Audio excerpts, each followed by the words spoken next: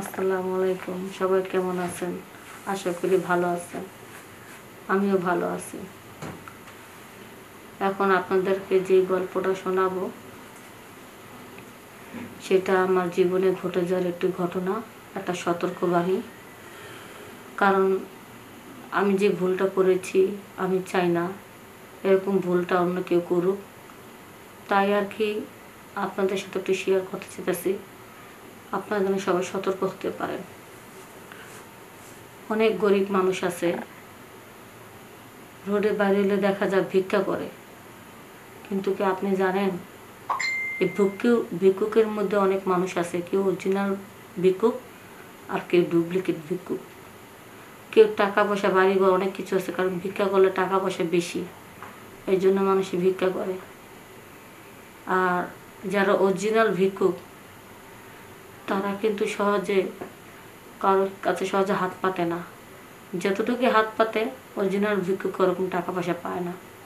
কারণ কিছু কিছু ডুপ্লিকেট মানুষের জন্য সমাজের লোকেরা এখন যারা অরিজিনাল ভিক্ষুক তাদেরকেও ভুয়া মনে করে, ঠিক মতো টাকা পয়সা দেয় না। এই জন্য আপনারা সবাই সতর্কভাবে থাকবেন। যারা দান করবেন, খরচ করবেন, আপনার দানটা সঠিক জায়গায় পৌঁছেছে কিনা সেটা খেয়াল রাখবেন। এই যে আজকে কয়টা দিন আগে আমার সাথে একটা ঘটনা ঘটে গেল, সেটি আপনাদেরকে বলতে চাই।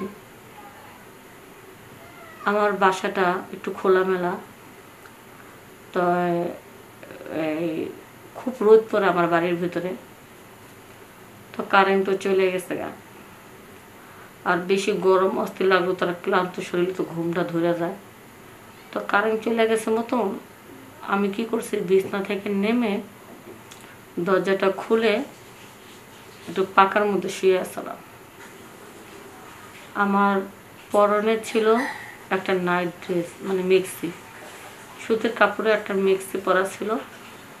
তো মেক্সিটা পাতলা একটা মেক্সির নিচে আমি কিছু পরি নাই, শুধু মেক্সিটা হাতা কাটা মেক্সি ছিল, সেটা পরে আমি শুয়ে আসলাম।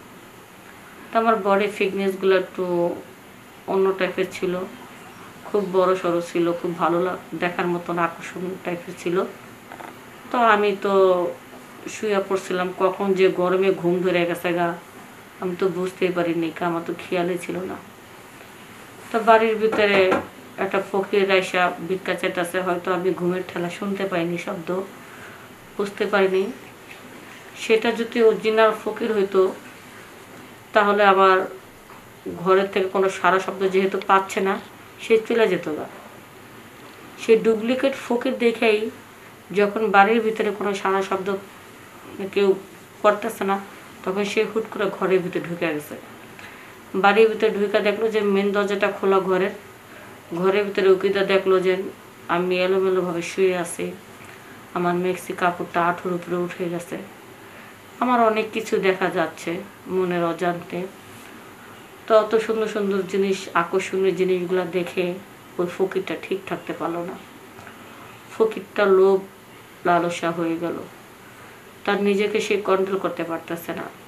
সে আমার কাছ থেকে ভিক্ষা নেওয়ার চিন্তা করতেছে না, সে আমার কাছ থেকে চিন্তা করতেছে যে এত সুন্দর জিনিস, এত সুন্দর খাবার একবার যদি সে মুখের ভিতর নিয়ে খেতে পারতো তার কাছে খুব ভালো লাগতো। কিন্তু সে কতক্ষণ দাঁড়া দাঁড়া নিজে নিজে মজা নিচ্ছে, তারটা সে নিজেকে কন্ট্রোল করার চেষ্টা করতেছে, কিন্তু আমাকে দেখে নিজেকে কন্ট্রোল করতে পারতেছে না। সে যখন বুঝতে পারলো বাড়ির ভিতরে কেউ নাই, চুপ করে মেন দরজাটা লাগাই দিল, ঘরের ভিতর ঢুকে পড়লো, ঘরের দরজাটাও লাগাই দিল। আর আমার শরীরের ভিতরে এত ঘুম ছিল, এত ক্লান্ত ছিল, আমি গভীর ঘুমেছিলাম। সে কি করলো, অমনিতেই আস্তে আস্তে করে আলতোভাবে যেভাবে আমার কাছে আসার চেষ্টা করলো, আমি তাড়াতাড়ি একটা ঘুম আর কি ভাঙে না, সে চাইতো, সে এমনভাবে আমাকে টাচ করতেছে যেন আমার ঘুমটা যেন তাড়াতাড়ি না ভাঙে, আমি যেন ঘুমের অবস্থায় থাকি। তখন যতই সে চাইতো যে আমার ঘুম না ভাঙুক, কিন্তু মূল কাজে যখন যাবে তখন তো অবশ্যই ঘুম ভাঙবে, ঠিক না? কাদের ভাঙবে না? যারা ঘুমের ট্যাবলেট খাইয়ে ঘুমাইছে তাদের ঘুম ভাঙবে না, আর যারা সুস্থভাবে ঘুমাইছে তাদের শরীরে হাত দিচ্ছে, ঘুম না ভাঙলো মেনে নিলাম, কিন্তু যখন মূল কাজে যাবে তখন তো অবশ্যই তাদের ঘুম ভাঙার কথা। এখন আলতোভাবে যখন আমাকে টাচ করতেছে তখন আমি ঘুমের মধ্যে মোড়ামুড়ি দিয়ে পাশ থেকে পাশ হচ্ছি, বুঝতে পারিনি।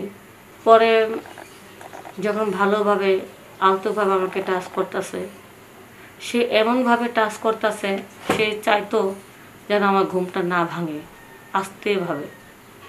কিন্তু যতই আস্তে ধরুক, বেচারি যখন মূল কাজ করবে তখন তো অবশ্যই আমার ঘুম ভাঙবে। যখন মূল কাজটা করে ফেললো তখন আমি চোখ মেলে তাকায় দেখলাম আমার বুকের উপরে ওই ফকিরটা। তখন আমি বললাম, আপনি কে? কয়, আমি ফকির, ভিক্ষা। কী করতে আসছেন? ভিক্ষা নিতে আসি। তাহলে আমার উপরে উঠে কী করতেছেন? কয়, মজা নিচ্ছি। এটা কি কাণ্ড, আপনার নামেন? সে আমার উপর থেকে নামতেছে না, তাকে উপরে রাখে আমি কথা বলতেছি। তার সাথে আমি অনেকক্ষণ পর্যন্ত কুস্তাকুস্তি করা শুরু করলাম। কিন্তু একটা পুরুষ মানুষ, ফকির হোক আর যাই হোক, সে তো একটা পুরুষ মানুষ। পুরুষের শক্তির সাথে কি আর বলেন মেয়ে মানুষের শক্তির থেকে আর কুলায় না। আমি অনেক চেষ্টা করার পর তাকে আমার উপর থেকে নামাতে পারলাম না। সে বারবারই একটা কথা বলতেছে, দেখেন ম্যাডাম, আপনি কি সেটা পরিচয় নেব পরে, কিন্তু আপনাকে দেখে আমি ঠিক থাকতে পারিনি। আমার অর্ধেক কাজ হয়েছে, বাকি অর্ধেক কাজটা করতে দেন, পরে যা বলার আপনি বললেন। তখন আমি বললাম, দেশটা কি মগের মুলুক নাকি? তখন সে বলল, দেশটা মগের মুলুক না, কিন্তু আপনার জায়গাটা মগের মুলুক।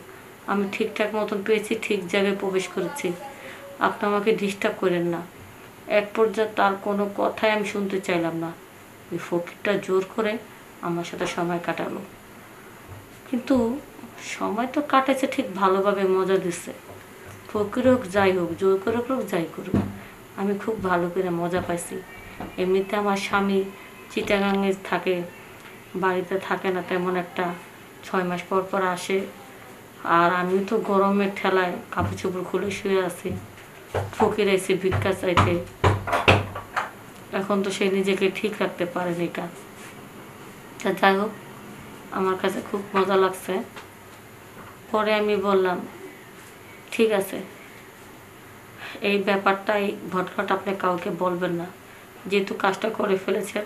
এই গ্রামে আমার একটা মান সম্মান আছে, হয়তো আমি ইচ্ছা করলে মানুষজন জেনে তাকে মারধর করতে পারতাম, আটকাতে পারতাম, অনেক কিছু করতে পারতাম, কিন্তু একটা জিনিস কি, আমি কিন্তু আমার ইজ্জতটা ফিরে পাইতাম না। তাকে আমি মারতাম, আটকাতাম, জেলে ঢুকাইতাম, ঠিক আছে, কিন্তু আমার ইজ্জত তো আর ফিরে আসতো না। মানুষ যত জানতো ততই বলতো যে অমুকের বউরে একটা ফকির আইসা জোর করে এই কাজটা করছে। লাস্টে কিন্তু আমার সংসার করার টাফ ব্যাপার হতো। আমার স্বামীকে বলতো যে ওই নুরুল ইসলামের বউরে এই কাজটা করেছে, তখন আমার স্বামীর মান সম্মানটা থাকতো না। একটা মেয়ের যখন বিয়ে হয়ে যায় না, মেয়ের বাপের বাড়ি কিন্তু বদলাম হয় না, মেয়ের যদি কোনো ঘটনা ঘটে মেয়ের শ্বশুর বাড়ি কিন্তু বদলামটা হয়, কারণ মেয়ে তো পড়ে থাকে তার শ্বশুর বাড়িতে। তো আমি আমার শ্বশুর বাড়িতে আসছি, বদলাম হইলে তো আমার শ্বশুর বাড়ি এলাকার মানুষের মান সম্মান যাবে। তখন চিন্তা করলাম থাক। পরে ফকিরের এই আদরটা আমার কাছে খুব ভালো লাগলো। ফকিরে বললাম, ঠিক আছে, আপনার কাউকে কিছু বললেন না? আমি কাউকে কিছু বলবো না, মাঝে মধ্যে ভিক্ষা নিতে আসবো, আমাকে ঠিক এইভাবে ভিক্ষাটা দিলেই হয়। আয় হায়, ফকির তো আরও লাইফ হয়ে গেল গা, কিছু না বলতো ফকির লাইফে, তো ঠিক আছে, আপনাকে আমি এইভাবে ভিক্ষা নিতে দেব। তো আবার যখন ভিক্ষা নিতে আসছে, তখন ঘরের ভিতরে যখন ঢুকছে, তখন আমি অন্য কথা বলিনি। তখন আমি তাকে চোর বইলা, ঠিক আছে, আমি সে ঘরের ভিতরে ঢুকছে, আমি তখন বাইরে ছিলাম, তাকে তো সময় বলে দিছি এই টাইমে আসতে। ঘরে তো ঢুকতে দেখে আমি দুজন লোকটা আসি, দেখেন আমার বাড়িতে একটা লোক ঢুকছে ঘরের ভিতরে, মনে চুরি করবো। চোর বুইলা তাকে মাইরা ওখান থেকে বের করে দিই, কারণ সে আমাকে জোর করে করছে, এটা তার একটা অন্যায়। তার উপরে আবার দেখেন সে আমাকে ব্ল্যাকমেইল করতে চাইছে যে এইভাবে আমাকে ভিক্ষা দেবেন, নাইলে আবার সেই সবাইকে বলে দেবে। তাই ওই ধরনের লোকদের কীভাবে উচিত শিক্ষা দিতে হয়, কয় সাপও মরবে লাঠিও ভাঙবে না। এই জন্য আমি তাকে এই গেমস করে শিক্ষা দিলাম, যেন আমার ইজ্জতটা যেহেতু গেছে সেটা যেন ধামাচাপা থাকে। এখন ওই চোরকে তো চোর বলে পিটে গেছে, তার তো কোনো কথা বলার আর সুযোগ দিচ্ছে না, তাকে মারতে মারতে এলাকা ছাড়া করছে। যে ফকির মানুষ, ফকির সে যা চুরি করস না, আর বাড়তি কোনো কথা বলার সুযোগ দেয়নি তাকে।